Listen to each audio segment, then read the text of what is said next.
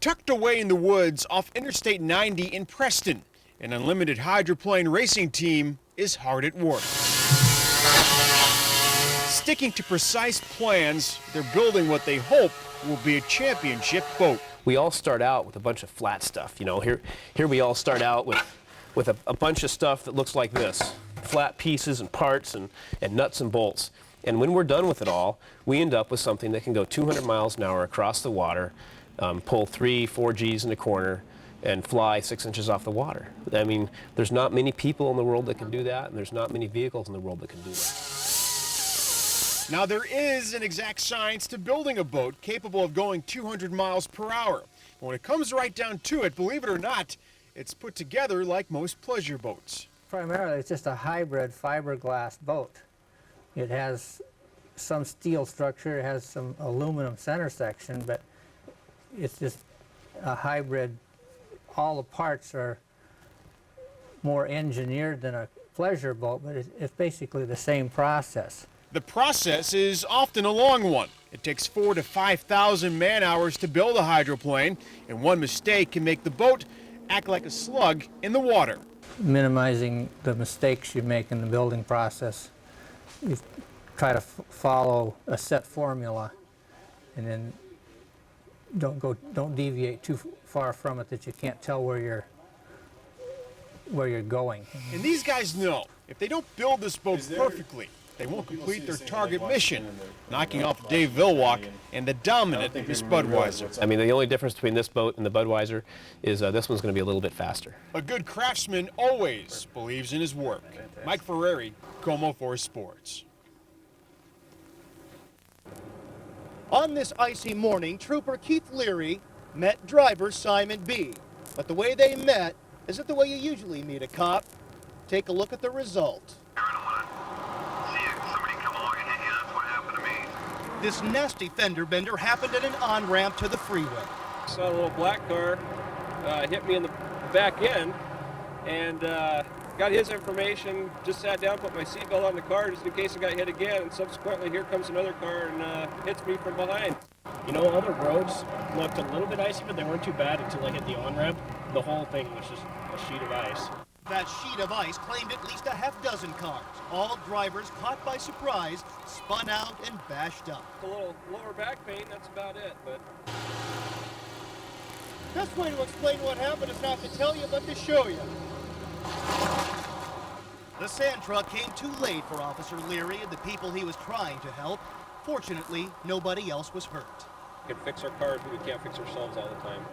We couldn't say it better. So, you're not mad at Simon B? Absolutely not. Absolutely not. In Mount Lake Terrace, Mark Miller, KOMO 4 News.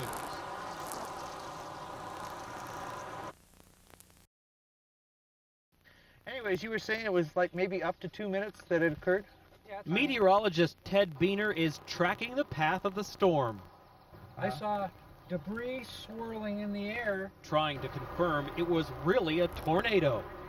It is obvious that it had, at times, touched down. I was sitting inside the house watching stuff like this blow by, though, and it was kind of coming by and taking off. You don't have to convince Rick Watt it was a real tornado. His 70-foot cottonwood tree was no match for the dangerously high winds.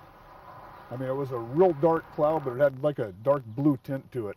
So you're saying the T word? Yeah, it was a tornado. Then you could see stuff flying horizontally and heading up. And it came right over this way to the northeast. Rob Terrell was next in the tornado's path. Unlike the movie Twister, his cows stayed on the ground, but his barn was toast. And then when we came out, we saw the trees down and the barn down, and the place is a mess. Right now, it looks like it was somewhere in the vicinity of about 2 blocks wide. Looking at the evidence, Ted has officially classified this storm as a tornado. But for those who lived through it, there was never any doubt. It was almost kind of a low rumbling to where, I mean, you just knew what it was. You may have already forgotten yesterday morning's thunderstorm, but it made a lasting impression at the corner of Upper Line and South Johnson, especially because this fallen tree was still blocking the road more than 24 hours later. Last night there were cars driving up here skidding around it, slamming on the brakes. Neighbor Richard Young says he's amazed the tree didn't cause an accident last night. If you're coming from this way down the street light is blocked by the tree. You don't see it, it's just dark till they get right up on it. If you're coming from this way, you can't get around it. Today, most drivers coming north on Upper Line had to make a quick U-turn.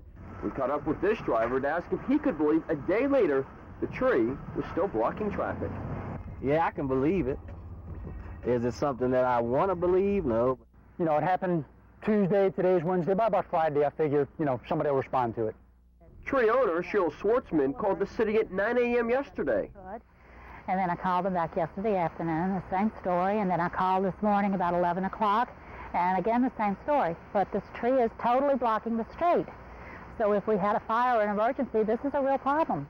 Not that every driver was waiting for the city to do something. Well, it appears that someone is going around the tree. And there goes his paint job. Oh my, I think he's sorry he did that.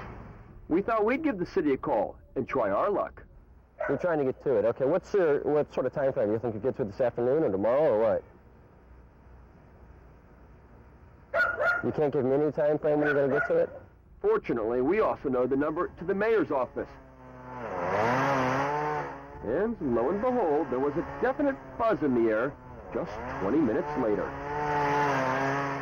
One city worker told us there's only 2 crews, and not everyone made it to work today, so these guys are it. There's more trees than people in New Orleans. Motorists were stranded for hours. I-90 just reopened a short time ago, and Ed Muir is watching the wind speeds, but we begin with King 5's Tricia Manning-Smith live along I-90 tonight. Tricia? Mimi, 35-mile-an-hour winds combined with freshly plowed farm fields, and between the two of them, they contributed to this dust storm, which covered much of a 3-county area.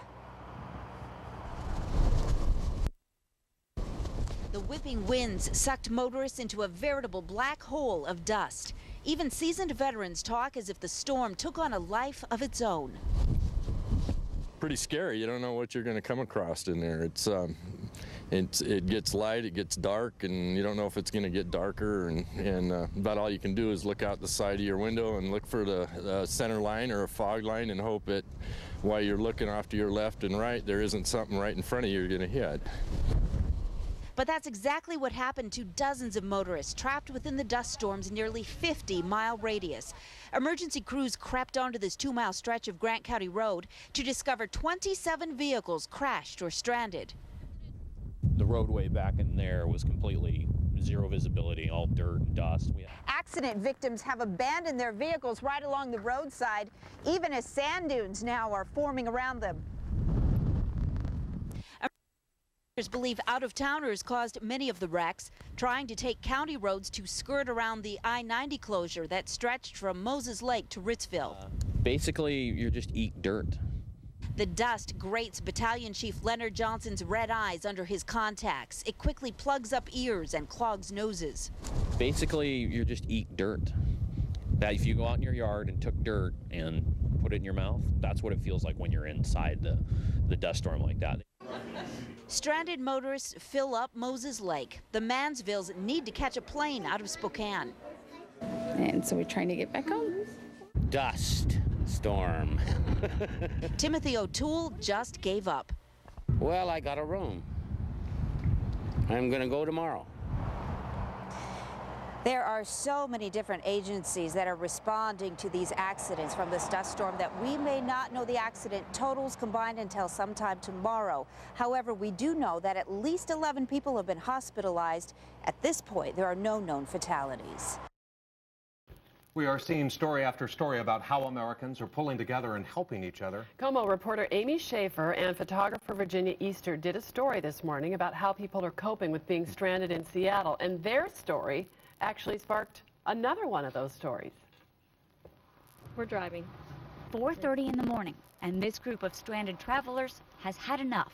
They're packing up rental cars and driving home to Colorado and Utah. I think more fear, frustration, not really knowing what's going on, and I just want to be home with my kids. We tell their story live on KOMO 4 News at 5 a.m.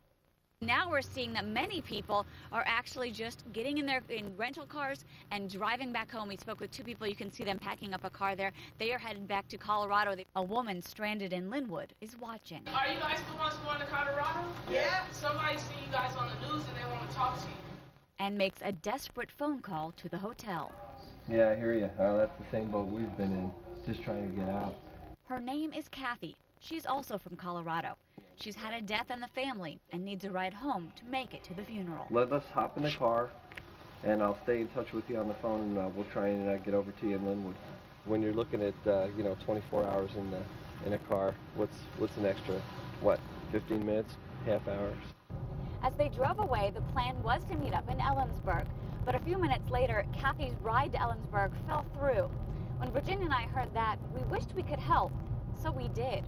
We gave her a ride to Ellensburg, not because it's a good story, but because it's the right thing to do. Hi, I'm Amy. Nice to meet you. Nice to meet you. I'm glad we could help you. I'm glad you can help me too. I wish I had something really profound to say for you. Once I can really say is thanks.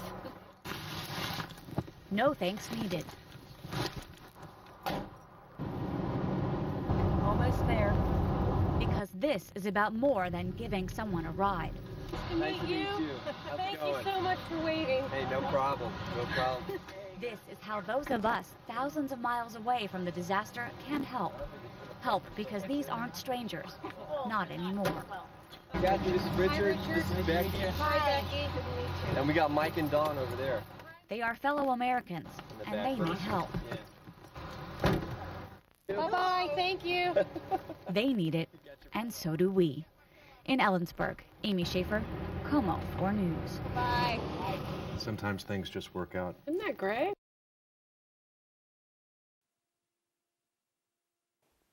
I'm not okay. I am not okay. My sister is gone. Keisha Dixon is not okay because the man who murdered her sister 21 years ago is about to get out on parole. Vincent should get out of jail when my sister can get up from her grave. Dixon and her sisters say they've spent the last 14 years trying to keep Vincent Holmes behind bars. That's even though he received a life sentence. This has been an absolutely extreme nightmare. They're not happy the parole board has decided to release Holmes without their input. We have a letter that states to us that we would be contacted before any decision was made. They found out about the impending release after receiving a phone call from the parole board recently.